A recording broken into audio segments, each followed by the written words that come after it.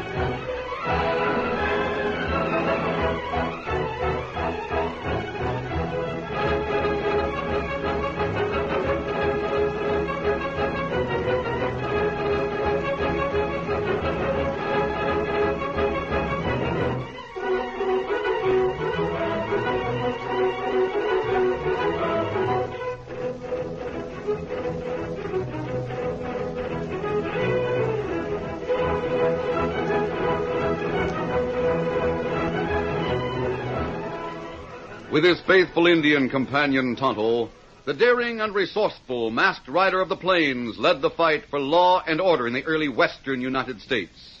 Nowhere in the pages of history can one find a greater champion of justice. Return with us now to those thrilling days of yesteryear. From out of the past come the thundering hoofbeats of the great horse Silver.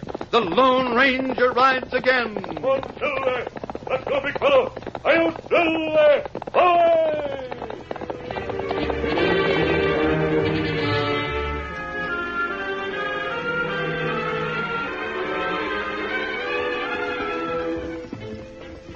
For a good many days, the Lone Ranger and his Indian companion Tonto had been riding northward with little rest. It was not until they were almost at their journey's end that Tonto finally asked a question that had bothered him since they left their camp in the Enchanted Hills. Kimasabi, Yes? you not say where we heading, or why we ride to north? Hello. I wanted to see how long it would be before you'd ask me that. You waited a long time. If you not want to say... I'll tell you now. We're going to Fort Laramie. Fort Laramie? Yes. You've heard of it, of course. Oh, me hear Fort. But why we go there? You remember some days ago we stopped at the mission to see the Padre? Uh-huh. While you were out watering the horses, the Padre showed me a letter from Colonel Howard, who's in command at Fort Laramie. Colonel Howard. Him same one who was at Fort Davis? Yes. Colonel Howard asked the Padre to get in touch with me. The letter had arrived that morning and said that Colonel Howard was very anxious to see me personally. Well, him not have you ride long distance, but not important, Kimasabi. Yes, I know, Tonto. I feel certain it must be a very important matter. That's why we set out immediately. We'll reach Fort Laramie by sundown if we push a bit. I'm anxious to know why the Colonel sent for me. On, Silver. Get him up, Scout.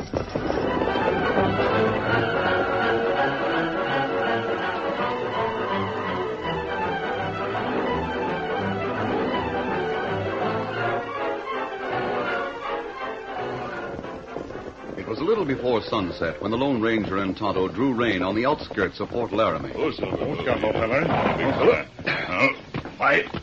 Why we stopped, Kimasabi? Before approaching the fort, Tonto, I want to put on a disguise under my mask. Oh, that wise. Let me help you. I'll get the kit from my saddlebag. Here, hold my mask, Tonto. Me take it. I'll apply a bit of this berry dye you made up. Now, you put scar in face, maybe? Yes, I'll have you fix that in a minute. Just a second till I get down across here. There. I'll hold the mask while you make a scar across my cheek. Well, that not take long. Here mask. Thanks. Make the scar realistic looking, Tonto. Yeah. Me do it. As soon as you finish, I'll put the mask on again. Then we'll ride on to Fort Laramie.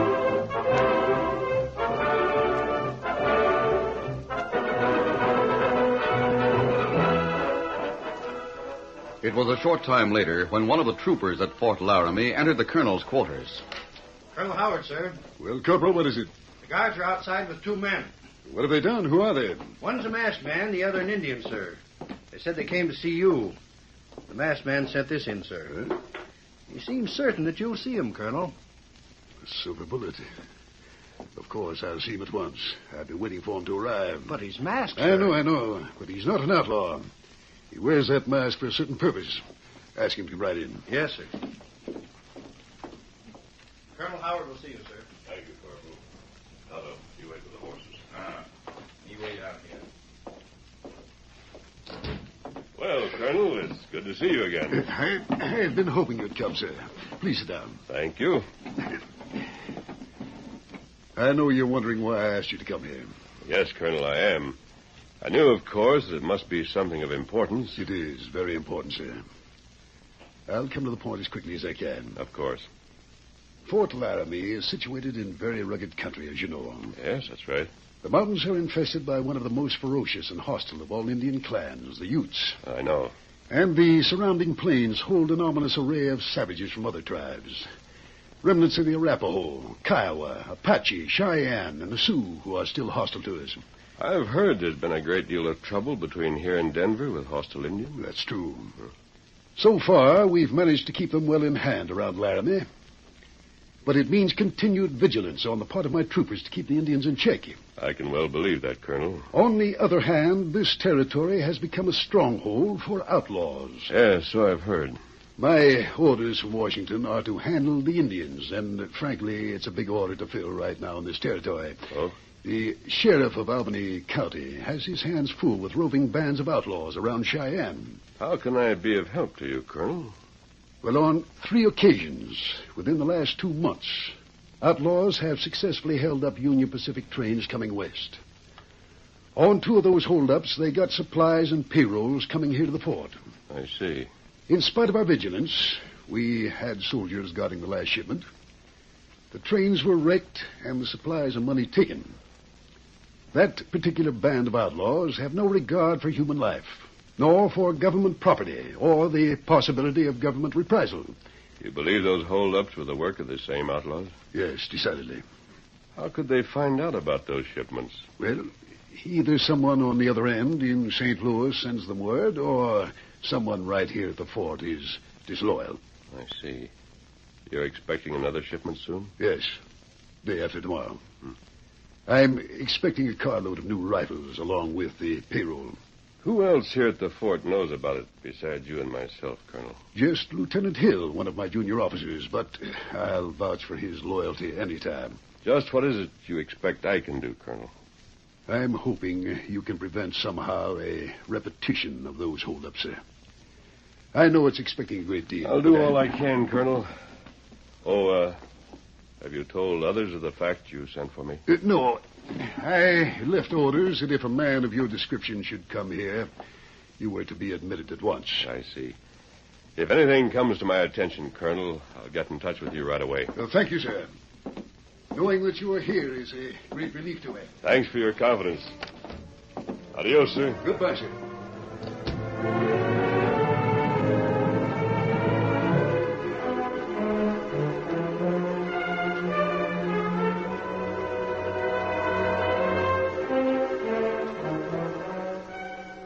Meantime, in a hideout in the mountainous region outside of Laramie, a heavy-set man by the name of Greg Beeler, an outlaw chief, sat in his headquarters talking to a hard-featured young man who had just entered. Well, Nolan, got any news for me this time? That depends on what you call news, Greg. Lieutenant Hill was by to see my sister again last night. Did you find out anything? Yeah. He said he couldn't stay. Just came into the settlement to pick up an important dispatch at the telegraph office. That must mean another shipment is ready to leave for Fort Laramie. That's what I figured. I questioned my sister Judy and found out that the lieutenant isn't going to get to see her any time Friday. That's 3 days from now. The only days he misses seeing Judy is when the payroll and supplies are coming in. Those are the days he always has to stay right at the fort. Yep, that's right. Then that means a payroll and stuff is coming on the westbound Friday afternoon. That's the way I figured it, too. That romance the lieutenant is having with your sister is sure to our advantage. They don't realize that between them, they give us enough information to figure out things. That isn't all either, Greg. No? What else you find out? Well, I was sort of joshing Hill about the troopers having their hands full and needing reinforcements out here. Well? Well, he said it was impossible for him to get more troopers for a while, but that after this week, they'd be in a better position to handle the Indians and outlaws. What do you make of that? I was thinking he meant maybe they were getting plenty of ammunition and rifles in that new shipment. Nolan, I bet you hit it that time. I'm going to get some of the others in here. We'll lay plans for wrecking and robbing that Friday westbound.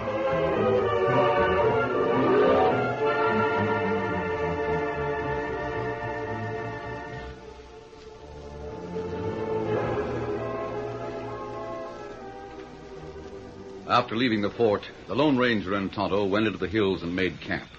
The Lone Ranger told his Indian companion the result of the meeting with Colonel Howard. You think maybe Lieutenant take word to outlaws, Kemosabe? The colonel says he trusts Lieutenant Hill, Tonto. Of course, it's possible that Hill is disloyal in spite of how the colonel feels about it. Oh, that's right. I'll get a description of Hill. Then we can keep an eye on him. The outlaws are getting information from someone. That's certain. I'll talk to the colonel again in the morning. The outlaws are planning to hold up that train. We've got to get a line on them.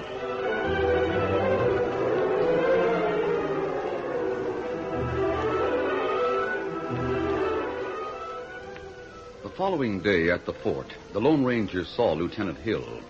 Later, he described him to Tonto and assigned the Indian to follow Hill whenever he left the fort, while the Lone Ranger searched the nearby hills for any possible outlaw hideout.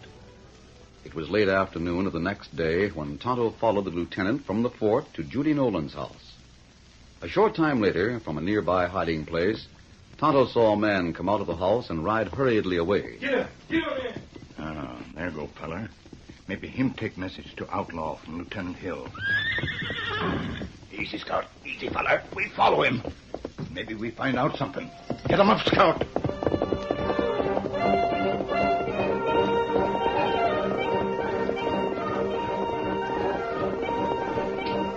Tonto followed Nolan for several miles. Finally, coming around a bend in the trail, he discovered Nolan was not in sight. Since the trail was hard and dry, Tonto had to stop to check on the hoof prints of Nolan's horse. Oh, Scout. Oh, feller. Oh, here. We look for signs, Scout. Here. Here, hoof prints. Fella, go on trail further. Get him up, Scout. Tonto rode on slowly, watching for the place where Nolan had possibly turned off the trail. He approached a spot along the trail where there were many boulders on the hillsides. Suddenly... Oh, Scout. Oh, fella. Easy, fella. Turn around and go back, Injun, or I'll tell you from the left. I got you covered from behind this boulder. Tonto heard the voice, but he couldn't see Nolan, who was well hidden behind one of the boulders. He sat motionless for a moment, feeling that perhaps if he did turn around to go back, he might get a bullet between his shoulders from behind. You heard what I said, Injun? Turn around and get going. The Indian's keen eyes moved in the direction from which the voice had come. This time, Tonto saw the glint of a gun over the top of one of the low boulders. Then his motionless figure sprang into fast action. Me not turn back.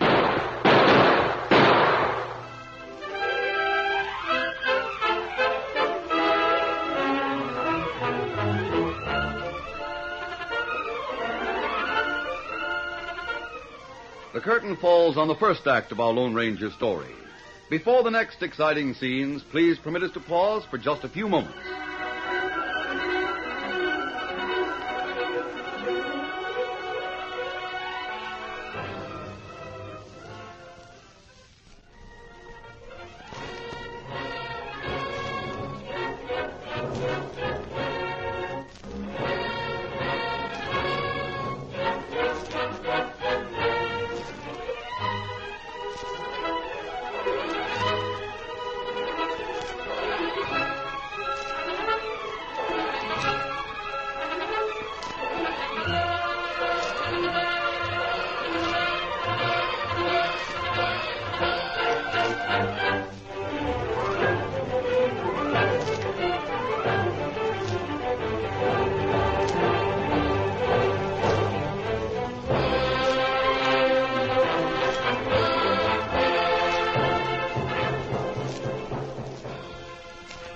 Now to continue our story. Tonto's sudden decision to stay and fight had taken Nolan by surprise. As he threw shots in Nolan's direction, the Indian took advantage of the moment to ride behind a large boulder just off the trail. Get him up, Scout! Oh, Scout, oh, fella. Him plenty surprised, Scout. Fella riding away in a hurry. Maybe lead us into another ambush. We go back and tell Lone Ranger. Get him up, Scout!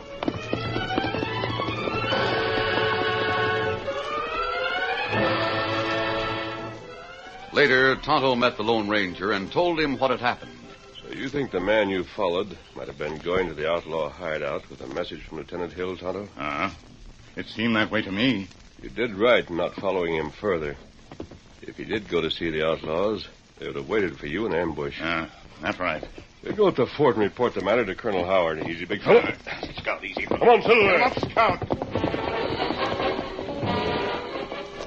When the Lone Ranger and Tonto arrived at the fort, they were shown to the colonel's office.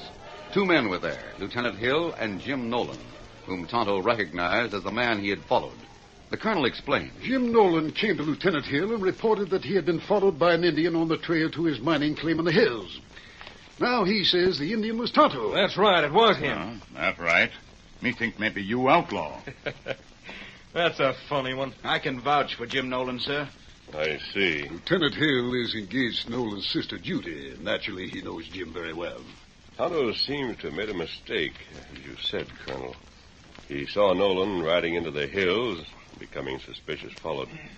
I understand there was shooting. Sure. As soon as I found out an Injun was following me, I decided not to take any chances. I warned him with a bullet and told him to turn back. That's right. Well, fortunately, no harm was done.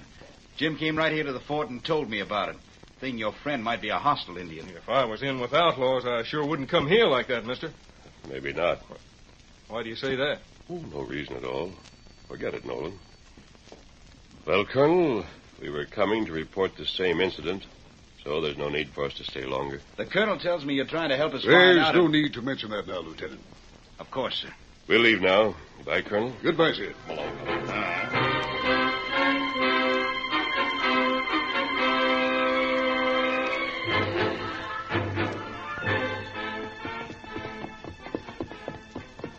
Well, Tonto, finding the lieutenant and that Nolan fellow there with the colonel was a surprise. That's right, Kemosabe. The lieutenant talks too freely in front of Jim Nolan. You think him tell truth about going to mine claim? Could be. But I'm still not satisfied about either him or the lieutenant. And what we do now, Kemosabe? Those 2 are working together for the benefit of outlaws. They'll be on guard against us from now on. We'll camp for the night. Tomorrow's the day the payroll train comes through. We get up at dawn and investigate the railroad right-of-way between Red Gap and Fort Laramie, where the other holdups took place.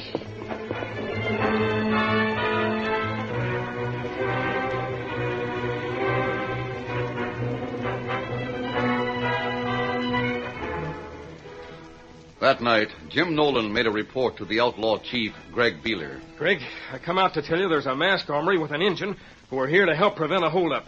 Masked hombre, you say? Yeah, rides a big white stallion. Seems to have the run of the fort, too. Hey, that sounds like the Lone Ranger. The Lone Ranger? Who's he? Now, look, Nolan, I've been around. When I was riding trail south here a year ago, I heard about a masked hombre riding a big white stallion. Seems he works on the side of the law. He's got a mighty terrific reputation. Holy smoke. And I'll bet that's him, all right. Yeah. We'll have to watch our step. The Injun started to follow me out here this afternoon. What? Now, calm down. Don't get excited, Greg. But if he got a line on where you were coming, he'll tip off that masked man. I'm smarter than you think. I doubled back and went to the fort to report that I was followed on the trail to my mining claim by a hostile Indian. Did they fall for that? Sure. And the masked man and Injun come in while I was there. The colonel and the lieutenant convinced them it was all a mistake. Good. Yeah, they were smart on your part, Nolan. Well, Marty? The men are ready to ride to the canyon, Greg. The moon's come up, so it'll be easy doing what we have to do. Good. I'll go along to see that it's done right. Sure. You'll have to tell us just how it's to be fixed. Want me to go along, too? No, you better get back home. Just in case someone's snooping on you. Come out and join up with us in the morning. All right.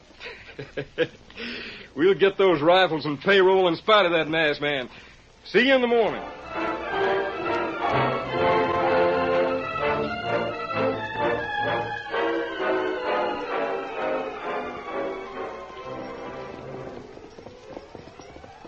The following morning, the Lone Ranger and Tonto left camp at dawn and rode toward the hills. What Colonel planning to do, Kimasabi? If train come today with payroll, maybe even have troopers waiting for outlaws. The colonel plans to send what few troopers he has available to Red Gap to board the train, Tonto. Others will be at the station to unload the rifles when they arrive. You think maybe outlaws try to hold up train? That's hard to say. But since they were successful twice, there's every reason to believe they'll attempt it again. The colonel thinks so, or he wouldn't have sent for us. That's right. I didn't like the looks of Jim Nolan last night when we met at the fort. I still think his connection with Lieutenant Hill is a perfect setup for getting information to the outlaws. Well, if you not trust Nolan, why we not watch at his house some more? Nolan would be on guard. He'd lead us on a wild goose chase while the outlaws went ahead with their plans. Oh, that's right. Oh, Silver. fella. Easy now. Why we stopping, Kimasabi? There's the railroad tracks just ahead of us, Tonto. Oh, yeah. Tracks run through small rocky canyon just ahead. Yes, I know. You take the trail that goes around that ridge, Tonto. I'm going to ride through the canyon to inspect the right-of-way. We'll meet at the other end. Keep your eyes open. Come on, Silver. Come on, Scout.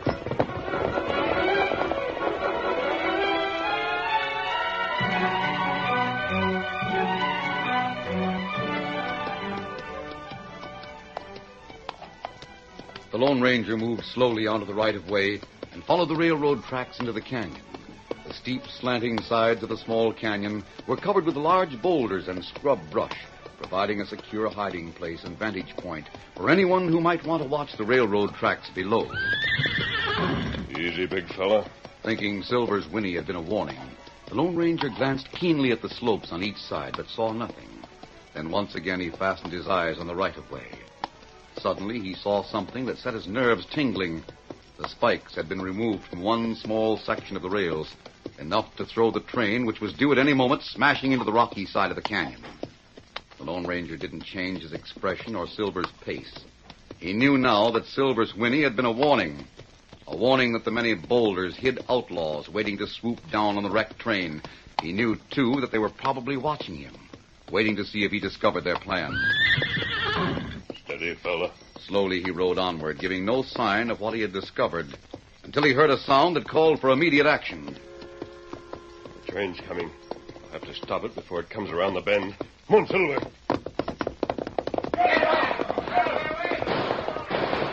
Silver sprang forward and raced along the right-of-way. Bending low over the pommel of the saddle to avoid the flying bullets, the Lone Ranger urged his gallant horse to greater efforts. Faster, big fella. Come on, Silver! In a short space of time, the masked rider rounded the bend out of reach of the outlaw bullets and headed for the canyon opening beyond, which he could see the oncoming train. Removing his neckerchief, he waved it over his head as he rode in the middle of the tracks toward the shrieking iron monster. They've got to stop. They've got to. Come on, Silver!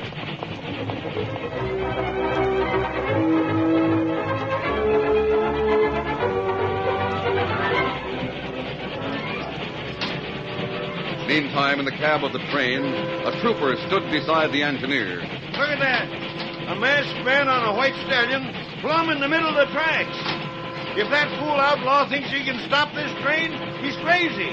Give him some lead, soldier, as we go by. Yeah, there might be others waiting just...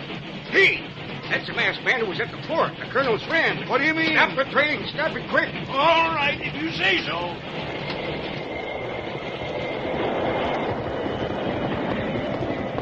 Oh, Silver, whoa!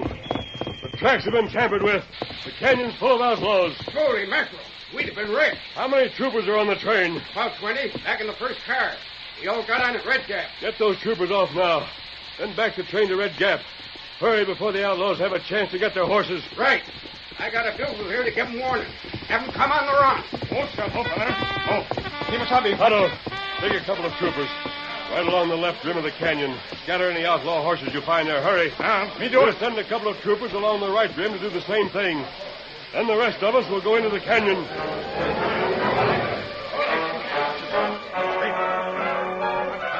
Leaving Silver ground hitched at the edge of the canyon, the Lone Ranger moved into the canyon on foot with the troopers. He had them scatter, spreading out along the sides of the canyon, firing at anybody they saw among the boulders. Moving slowly forward, the troopers made every shot count. The Lone Ranger in the lead was determined that none escaped. The troopers were amazed and encouraged to see the way he disregarded the danger of whining bullets. Don't let them get up to the rim. Moving amongst the boulders with blazing guns, the Lone Ranger finally came upon the man he had hoped to find, Jim Nolan. Nolan, you're the one man I want. Rick, it's a masked man. No, you won't. My leg. Drop your gun, you. I'll give you the same. Don't shoot. Your plan failed. Troopers haven't let one man escape. The fight's over. You and a few others, Nolan, have some explaining to do to the colonel.